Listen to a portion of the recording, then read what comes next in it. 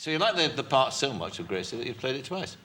Yeah, it's rare that you find something that you can sort of get all your guilty pleasures out in, and of course, being the producer kind of helps as well. What guilty pleasures are these? Well, not sitting with your legs crossed. You know, things that men get to do, right?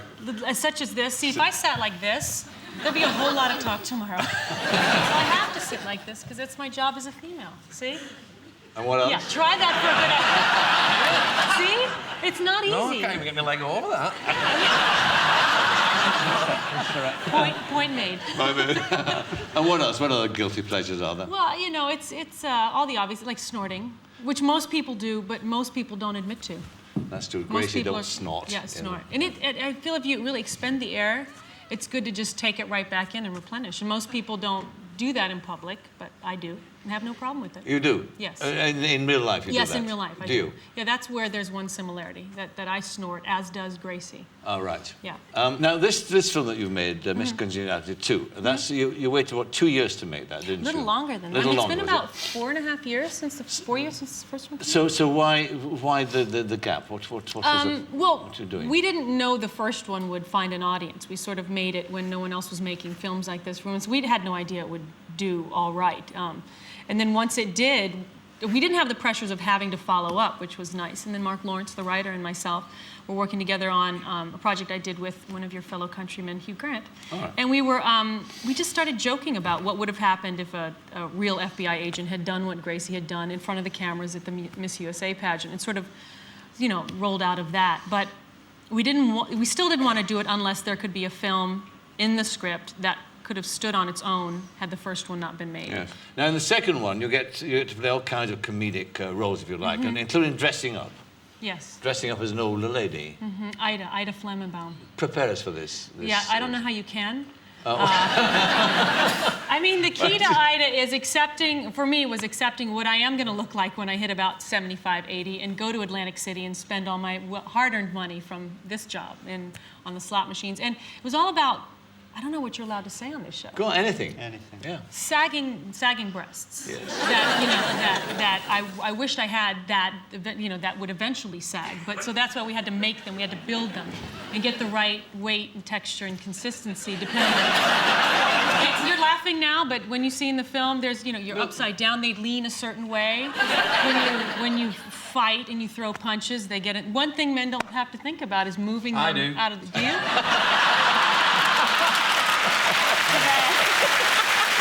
I know what you mean. You got it. I know what You sometimes have to push them under the Oh, pits. tell me about it. So that's what it was. Ida was all about maneuvering the brothers, as we call it. The brothers. Well, I thought they were more brothers than they were sisters. Let's have a look at the scene here. Are you interested in touring our facilities? Oh, yes, we are very interested. I can't wait to get rid of her. Listen to him. He's a mama's boy. Come here, cutie. Come here. Let me fix your tie. Oh, such a mama's boy. On that now. No, that is a mama's boy's face. That's a mama's boy's face. Do you have a euthanasia program?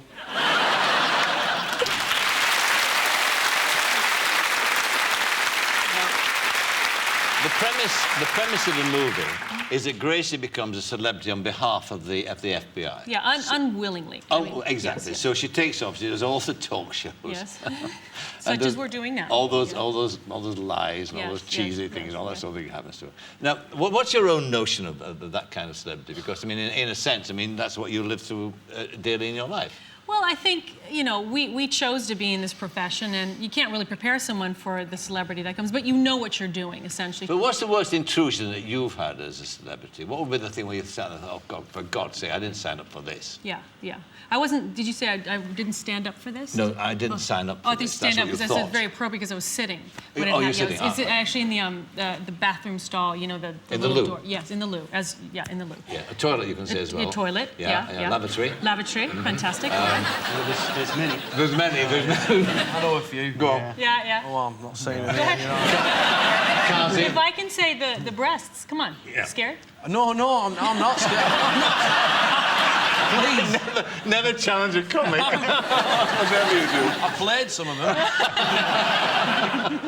Anyway, so you're So there. yes, there's a camera under the stall, and I don't know what the picture they got, but I kind of think it was like that. I mean, but there was sort of a moment when it came underneath the door that you really you don't realize that that's what's that. You're sort of questioning, is that a camera? Is that a camera taking a picture of me? Yes. And then it's almost like in slow motion, then you think of putting your hands up. So I don't know. I think they got a picture that looked like this. They could have, pants. I don't know what they got. It's never turned up, I'm though, scared. has it? No, it hasn't. Well, It might have been a hasn't. camera phone, they're no good. Can you imagine when you go home and the cameraman, his kid says to him, "What do you do today, Daddy?" "Well, I shove this camera." I mean, And that was some me. job That's description. me. So they're going to listen to this and go back home and flip through their phone. Oh my God, look at what I have. The other thing too about celebrity, I mean, particularly for a woman too, I think somehow in a sense it's worse for women. They get more labels attached to them. You're America's sweetheart. Yes, but there's a lot of us. Oh, good. I'm pleased about that. Yeah, we'd switch off. But you're the first I met. Really? Yes. All right. One of the 50 most beautiful women in the world. Well, That I mean, was only once. But the only reason that exists Go on. is because you have a good publicist. Ah. Yeah. I haven't been on there since, so I should probably fire my publicist. That's all because of some publicist really working to get your name out there. But you're a producer. Yes. And you produce your own movies. And that's something you enjoy doing, obviously. I love it. Yeah. I mean, in all sincerity, I love the act of producing far more than I like the act of being in front of the camera. Why? The immediate gratification, you do something, you fix a budget, it's immediately obvious whether the budget was fixed or not. I can see when I've done a good job, and I can look at it and I go, good job. But in terms of being in front of the camera, I have not gotten comfortable with what I do, and maybe that's a good thing. Maybe you should never become comfortable, but I don't feel like, oh, good job. I feel like we're already narcissists doing what we do, but I feel like I don't know, I just don't find that place within myself to support what I do in front of the camera. And maybe... You were nodding there, Nick. The rare occasions I've seen myself on screen, I've never, ever been happy with the performance. Maybe that's a good thing. I mean, Maybe, yeah. maybe, I don't know. Do you get satisfied watching yourself on screen? Oh, I am. I'm happy, yeah. I'm happy seeing myself outside Dixon's when I walk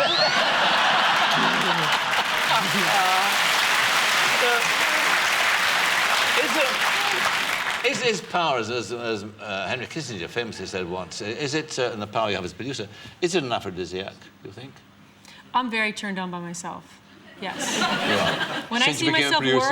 work, since I've become a producer, I am just, I can't stand myself. I'm sorry. You know what? I mean, there's the partial control freak in me, and then in terms of a project like this, which I produced the first time, I don't want anyone to touch and tonally change, because humor is so different. There's so many languages to humor that someone could come in and make it broader than I wanted it to, and so there's a nice power in knowing what I want to say and what message I want to convey. So yeah, absolutely, it's an aphrodisiac.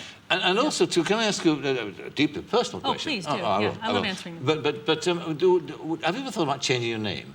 Because I mean, Bullock is a. I know what it means, and I take great pride in what it means. Oh, Yeah. no, I'm sure you do, but I just wondered if you. I mean, maybe it's not as sexy as, say, Greta Garbo or Sophia Loren. What are you saying, that Bullock isn't? No. Depends on how you say it. It does. There's ways to say it that it sounds sexy. Is there Bullock. Bullock. Can you say it like that? Don't put so much energy behind. Just Bullock. Bullock. Yes. It's working, isn't it? Working's good. It's all how you say it, you know. Right. Yeah. The hobby. Do it yourself. Yes. Now, I understand that you're actually a real fan of BBC Home Improvement Club. Yes. Right? Oh my God. Are you? Yes. Is that what you Very do? much. Well, it's the nice. Yes. I was watching as I was getting ready today. They had one of the shows on, and there was a house that looked like it was decaying from the inside, and I was like, it's almost like there's like a visceral response with me, like sweating and heart palpitations, Really? and like when I read a novel and there's talk about architecture and ripping down walls, it's like a erotica to me. I don't know. I know it's sad, but it's an expensive hobby. Very expensive. Well, I home. mean, you've just had a court case, haven't you? Yes, I had someone build a house for me that I couldn't move into. Yes. Tricky. And it's finally settled, what, $7 million? But that was, we'll never see a dime. It felt good when they said it, because that's pretty much, we'll never see a dime. Now, the other thing, too, that is attendant upon somebody like yourself, too, there's the rumours of romance and all that yes. sort of thing. Yes, and they're all true. They're all true, all right. So, well, and I won't ask you then, are you going to get married? I'll ask who to.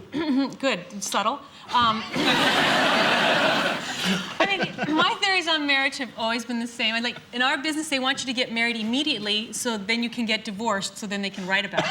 Then they want you to have a child, so there can be a child in the divorce battle that gets torn apart to sell more magazines. And then they want some time to go by of grieving, so you can then remarry to the guy who was right for you and who gives the child a proper father. Because, of course, the first guy was a louse. So I was just working all that out without the actual paperwork, you know? So you don't have to divide property, that's mine. That, like, I know what's mine. I write my little name and stuff going, that's mine. I don't have to have someone going, that's mine. No, my name's in it, so I know what's mine.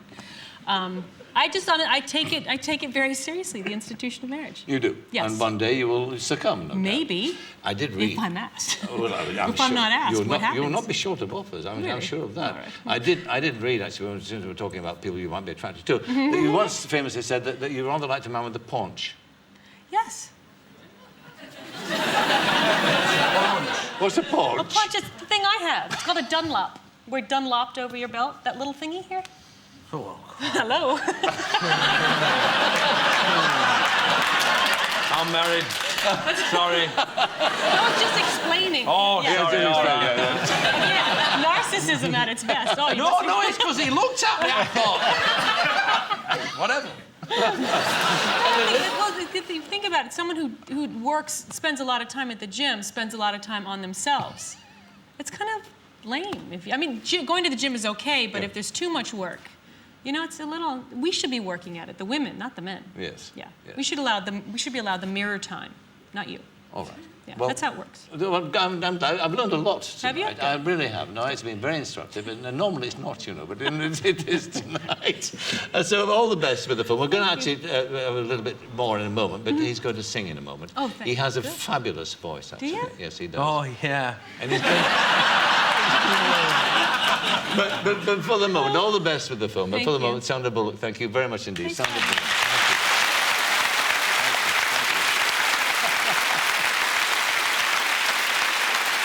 Oh, dear.